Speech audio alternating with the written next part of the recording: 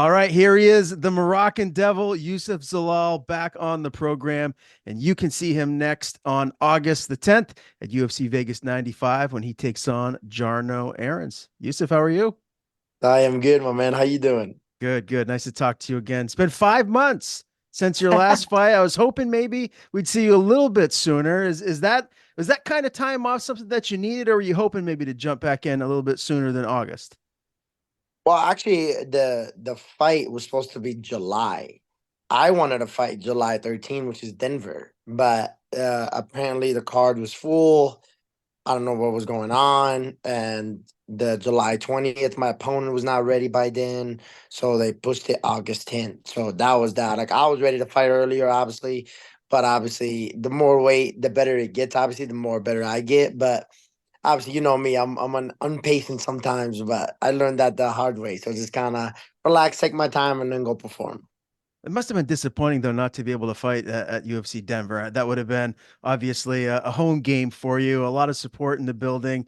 I mean, UFC is going to come back to Denver at some point in the future. You hoping you're going to be on that card whenever it is? Bro, it was bad. I went in and I was like, it hit me, I was like, I saw the crowd. Like people were there at the second fight of the night. Like it was crazy. It was like pretty packed at the second fight of the night. Like I don't think I've ever seen that crowd in the prelims in before. Like I go to Vegas, like watch the fights in Vegas, and it's like pretty empty until like maybe the end of the prelims to the main card. But yeah, man, yeah, if they coming back, man, I want to be on that card ASAP. Yeah, they'll put you on it. I mean, they got to, especially if you keep having performances like your last time out. I do want to just ask a little bit about life outside of training. I mean, it's been half a year since we have seen you. So, anything new in your life? Any new hobbies? Like, what have you been up to outside of just your normal MMA training? Uh not really nothing new, but it's kind of like more just kind of just chilling, hanging out with my team and kind of just doing my thing. To be honest, not really anything crazy. Okay. No, no, what about like any like Netflix series or any TV shows, movies, something that maybe you've binged and then you really liked? Oh, bro. So I don't know if you know Power. Yeah. The show. So yeah, I just gotta start the new season, the final season. They haven't came out like I think not too long ago. So I gotta be on that now. So that's my thing. I'll be watching a lot. Okay, that's a good one. Do you have like an all-time favorite series or movie? Bro, yeah, this is gonna be crazy. So I never watched Game of Thrones until last year. And I binged every single season the whole way through. Every day I would come in, watch a few episodes or an episode and this and that. So that was pretty cool. I was kind of sad how the ending, like the ending was, Don't tell me. I Don't got. tell me. So I'm glad you said that because my wife and I are looking for a new series to watch. We've watched everything, and I was thinking, Game of Thrones is one that I wanted to get into. We've never started it, so you're saying give it a shot. That's one to watch. Oh, definitely give it a shot. So I was not a believer until like I kind of started like really watching it. It got like it makes it exciting. You're like, oh, I want to see what's gonna happen the next episode. I want to see what's gonna happen. This and that. But obviously, you got to tell me how the end goes. You gotta tell me what you think about the end, and then we'll go from there. Okay, sounds good. I'm on it. We're gonna start it soon. I'll let you know our next interview, whenever that will be. I'm sure it'll be at some point soon. I'll let you know how we like it. My One thing I man. wanted to ask you too. I talked to a lot of fighters. It seems like a lot of fighters are sneakerheads. I'm a huge sneakerhead. I got a massive collection. Are you getting into sneakers? Or are you one of those guys, or has it not been something you really paid attention to? Bro, I've been like lately, I've been kind of like getting into sneakers. Like I really don't like buying sneakers at all, to be honest. Like I'm more the type of guy like I'll spend money on like a house, a car, and a food. That's like my thing. Like especially my car. Like I love the car, But for me, it's like sneaker. I'm not a big fan of sneaker or technology for me. Let me say that technology, bro. I'll take my money. I don't care how much it costs. That's just me. But sneakers, I'm like, I hang out with a lot of people that obviously sneakerheads. So it's kind of like no bueno. Like you're gonna get into some sneakers, like, oh yeah, you gotta spend $300 here, $200 here. So I would say slight sneakerhead, slight, because I don't know no Jordans. Like if you tell me Jordan this, Jordan that, I was like, what are you talking about? You have to show me a picture. Yeah. And that's when I kind of know. But yeah, man, I a little bit, then and then. Okay, fair enough. Keep it that way because it's an addiction and it's too expensive. Trust Oh, me when I I tell know. you. Oh, I know. I'm like, I always see that video when they say that guy speaking. He's like, sometimes good, sometimes shit. So, so. Yep, that's right. And they're coming out with new sneakers every single week, different Oh, colorways. bro. It's bad. So just stay in your lane where it's at now. You'll thank me later because it becomes a problem when you get to where I'm at.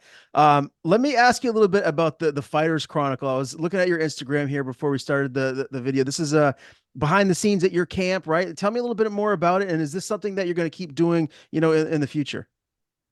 So yeah, man. So it was a wild story. So I'm my videographer. His name is Eric. It was kind of like my old barber's friend kind of posted the video like, hey, if you need a videographer, blah blah. So I just added him. I didn't even like texted him or nothing, and then he shot me a message, and he's like I would love to come in and do like a shoot with you and stuff like that. I was like, all right, cool, man. He came in, kind of, I like the work. So I was like, all right, man, I'll definitely want to work, like start something for this camp and just have a more professional content. I feel like I'm terrible at content, to be honest. I have no clue about content. So I kind of like feel like I'm at a point in my career that like I feel like I want to build everything and really get everything going. And he had the idea of, okay, well, we let's do YouTube every week and like stuff like that. And obviously, I you guys seen like I feel like a lot of fans don't know the behind the scene on my side at least. I feel like they know about a lot of people, but not my side. And so that was kind of like the whole plan about it. And yeah, 100%, I will keep doing it, and then I'll keep doing it after the fights as well to kind of give people perspective of what the fighters go through and like obviously there's the videos that about the game plan and stuff like that that we get to post after the fight. So there's all that stuff that's really adds up and comes together. So I'm very excited about that. Yeah, very cool. What about like the weight cut process? I mean, that's the hard part, right? When you're sucking off all that weight to step on the scale. Are you going to allow the cameras to follow you around at that moment too? So that's what I'm trying to figure out right now, man, because I know the UFC is like very hard and not having like media in there, like especially on the media day on Wednesday. But I know obviously we can have him on Thursday, Friday, and obviously the fight he can record and he can't even get in. So that was the thing too. So I like we'll see. I'm still trying to think that up right now. I feel like Okay. if it was a bigger fight, they would let us like if it was in a venue, I think they would let us in and stuff like that. But I don't think in the Apex they will. I'm pretty sure they're pretty strict on the Apex. Yeah, not as Yeah, not many, I guess, seats for everyone. Not It's just not as much access as some of these bigger shows. Factory X, obviously, that's the gym. You've been there for a while now, one of the best gyms on planet Earth. I want to talk about a couple of guys here. Some big matchups around the corner. Chris Gutierrez is taking on Javid Basharat, Isaac Delgarian, Brendan Marat. How are those guys looking in camp, and how do you like those matchups for your teammates? bro. So this is a funny story. You're gonna love this. So Isaac and I, when Isaac came into the team, that was just me and him the whole time, nonstop. Just literally every practice, me and him partners every day for the last like I think it was a year, like literally. And obviously, I got this fight, and I was like, okay, well, I need a bigger body, and I need somebody that's taller. And then obviously, it's not. I don't think this kid is as good as a grappler as Isaac. I don't think. But so that was kind of like I was like, okay, well, Chris, you take him now. This is you. This is your guy. So they've been training with each other for the last well, I think it was like 7 weeks. So they've been getting each other a lot better. And man, they're looking sharp. You know, especially Chris. Chris is looking sharp, man. I'm excited for him. And I'm excited for Isaac. I'm actually gonna corner him. And it's my birthday week. I fly out the September 3rd, and my birthday is on Wednesday. Their media day was September 4th. So I'm excited. Okay. Happy early birthday. What number is this going to be? 28, my man. Your boy's Okay. getting old, bro. You haven't even hit your prime yet, man. You're still coming at. We talked about this the last interview. I know, I coming know, I right know, I into it. know. You're right where you need to be, bro. I know, I know. Bro, that's how it feels sometimes, man. It goes by quick, trust me. So who have been like the partners that you've been getting the most work in to get ready for Jarno here in this camp? So I've been training with Colin Anglin, and then I've been training with AY Young. He fights for Fury, and he's a 45. He's one of the guys that you'll see either in the contenders or in the UFC here soon. And then Markel Maderos, that was one of the Okay. guys as well. Yeah, he's got to be. I mean, right around the corner from another fight, right? Or does he have anything booked? Yeah, I think I mean he's looking for a fight right now. He had like a little injury before the Denver card. He had to pull out, and he's back to training. He's all good now. So I would assume maybe in that October area, maybe I would hope. But I know he wants to fight soon, so I know he's ready to go. You guys have so many studs to train with. Like it must be such a great feeling to know that you can go in and just pick from this massive group of talented training partners. That has to give you confidence leading into these fights. Yeah, man, I love the guys that I train with. You know, it brings like you said, you have so many options and so many arts that people are good at that you get to really just make each other better. So it's like sometimes like even like we go class and then like move around and stuff like that. You're like, wow, like I forgot how Mhm. good this kid is or how good this guy is, and oh, I hate going with this guy because he's beating my ass all day, and something like that. So it really get all the feelings going, and then you really get part of the game. It's like you get used to it now before even it gets to the time of the fight. Have you ever had what happened at Extreme Couture happen at Factory X, where you get someone coming in off the street, like wanting to spar or mixed up with you guys? Has that ever transpired there? I mean, couple times, but the funniest part is so I teach an advanced class, which is like just sparring. I just watch them and like make sure they're doing all right, and they do my advanced class, so they're allowed to spar. So I have a few people that come in and they're like, they think they're the baddest people on the planet, and I see them go hard on the students, right? So I put my stuff on and then go with them and like full on just war, It's like it's crazy. So I had that a few times. Like I had a big guy, like big, like football guy, came in and like we were doing I think it was like 5 minute rounds that I had them do 5 minute rounds. And I just sit down. I just watch, make sure everybody's fine. Obviously there for protection, people protection, like obviously we're working on certain things that we want to work on, but mostly it's fun. You don't there's not a whole lot to do, especially with the open students. You just gotta they come in and they want to do their thing. And this guy just going hard on a girl, and then he was going hard and this kid like trying to knock him out.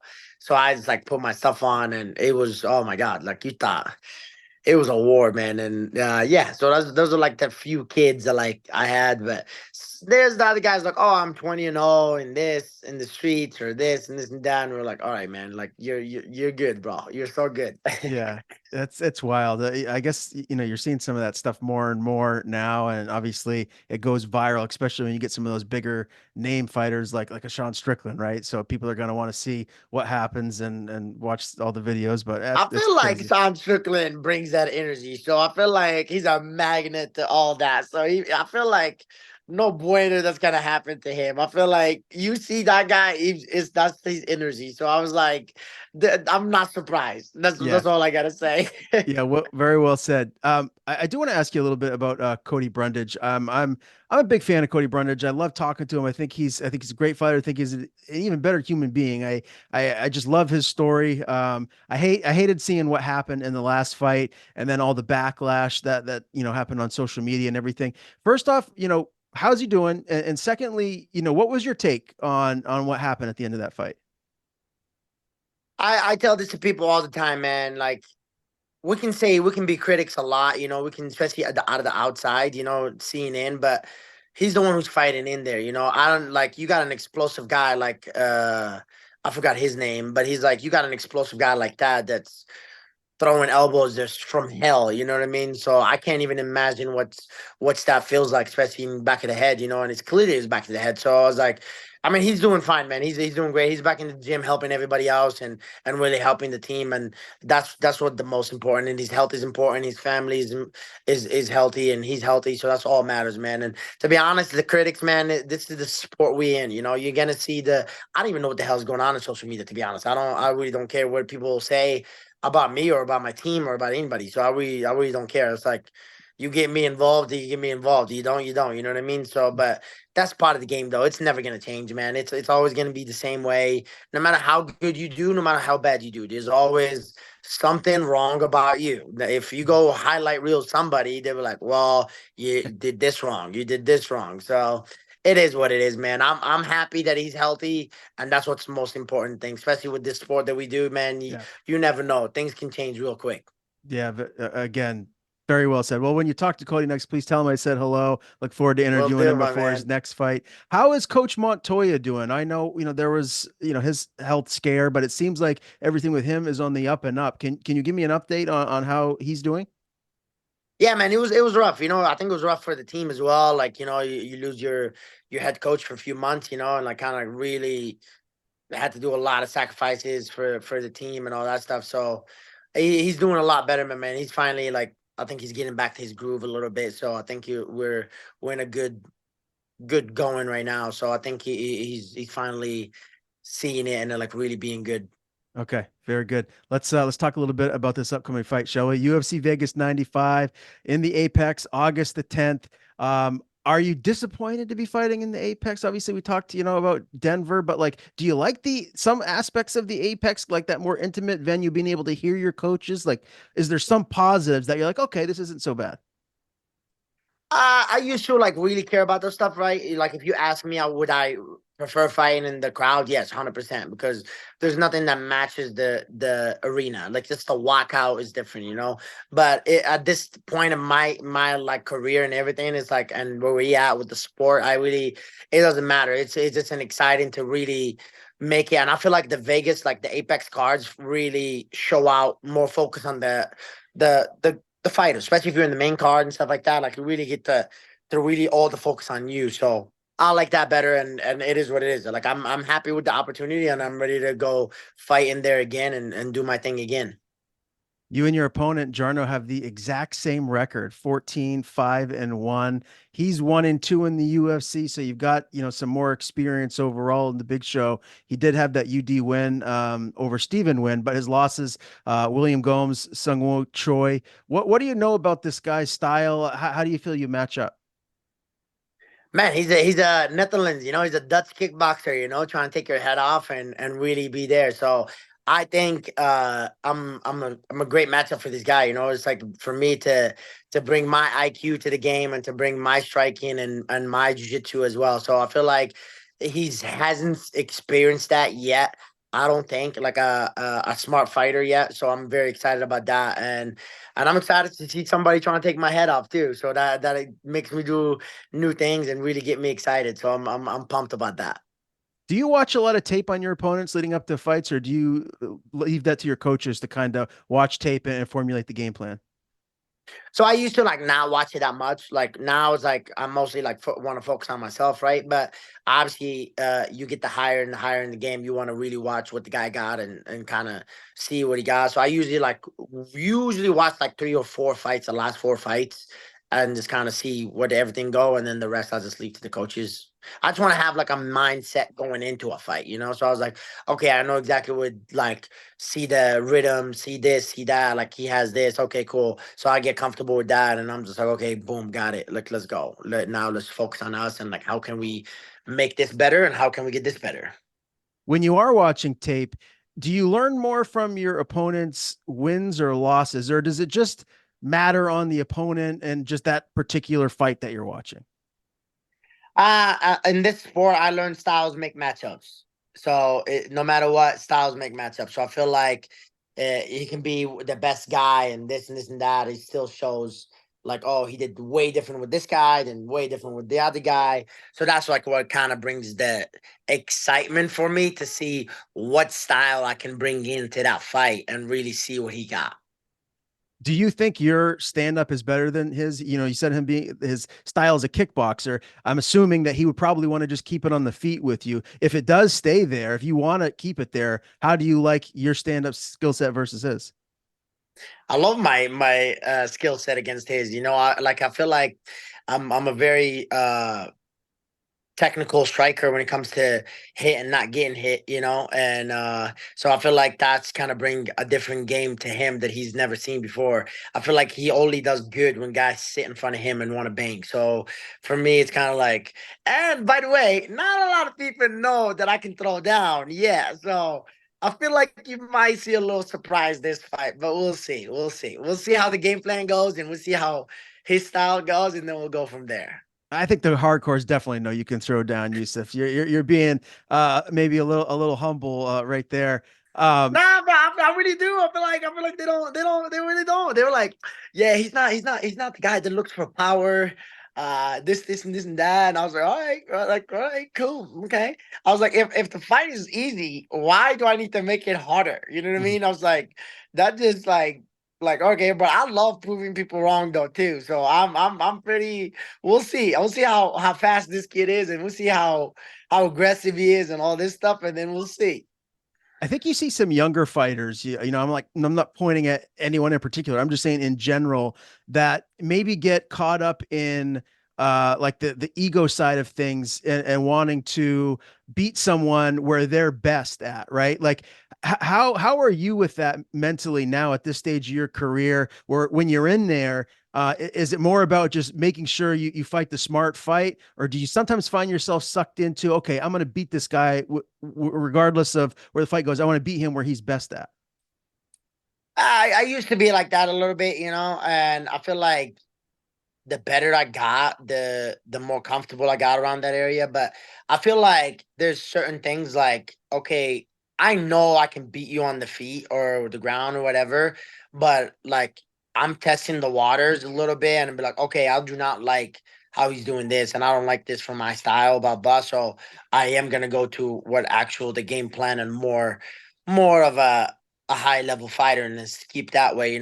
But there's always also the young in me, they're like, okay, well, you think you're a good striker, let me prove that to you wrong. You think you're a good grappler, let me grapple with you, and stuff like that. I feel like my whole career's been that way. I feel like I did it with Ilya too. They're like, oh, why don't you just kept it striking? And I was like, well, the dude's trying to take your head off and he's very powerful. So I was like, I made the grappling to make it grappling so I can have the third round that I had, and stuff like that. So that was the behind logic behind that. But sometimes, like, I feel like as you get to the highest level, you just gotta stick to what the game plan is and what you really good at. And the younger fighters will learn the hard way at a certain time. So For sure. And as that you're was me. well, I think a lot of fighters they go through that, right? That's all about growing and maturing.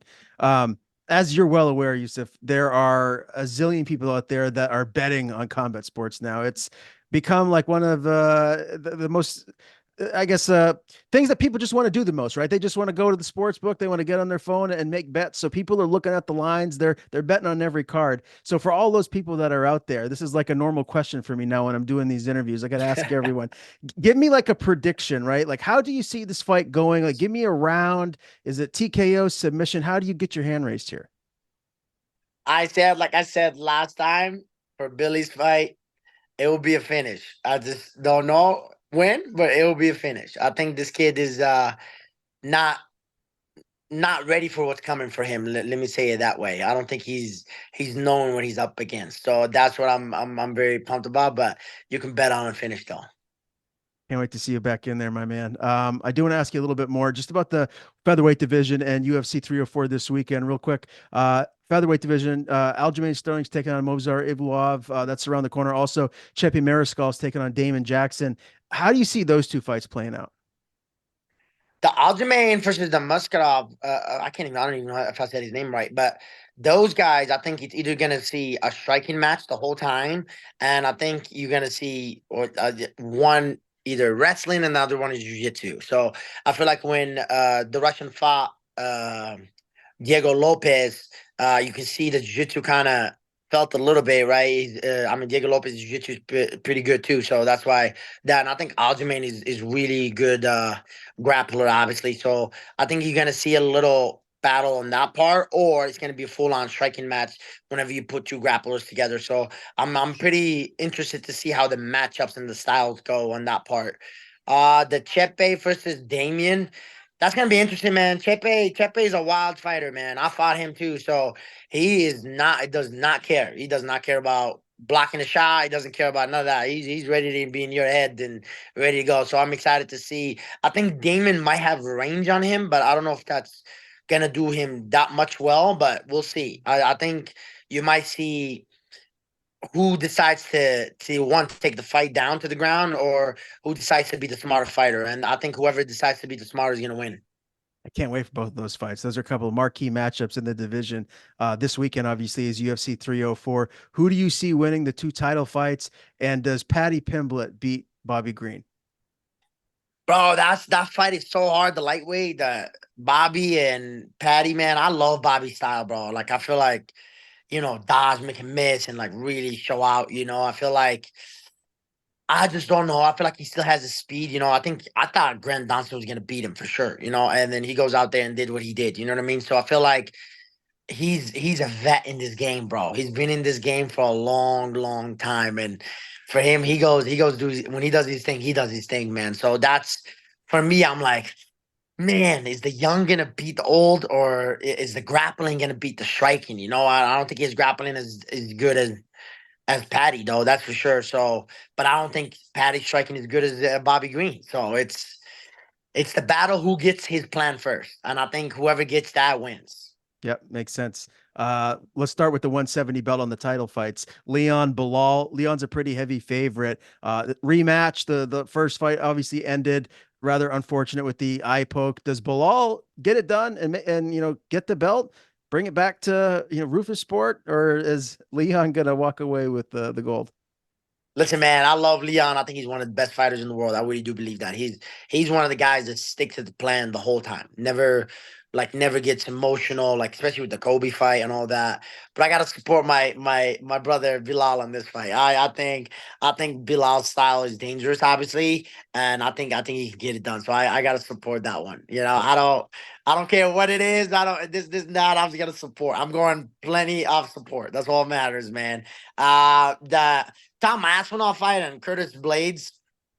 I think, bro, that's gonna be. I think Tom Aspinall is a definitely different fighter than he was when he fought Curtis. I do believe that, but also you cannot take Curtis's wrestling unforgiven, and his power as well too. Like he hits hard too. Obviously, you in his career, we seen it. But I think whoever, same thing again. Whoever really dictates the plan wins the fight. Because on paper, I would pick Tom, but I think whoever executes their plan first wins the fight.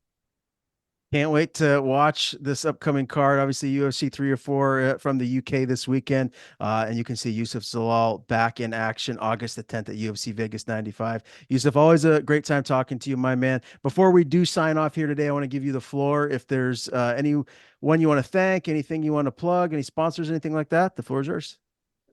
Nah, man, I want to thank all the people, all the supporters, all the fans, and obviously I can't wait for August 10th. And make sure to tune in on that one and follow your boys' YouTube page, obviously, to keep up with the Fighters Chronicles. And yeah, man, I'm excited and I can't wait.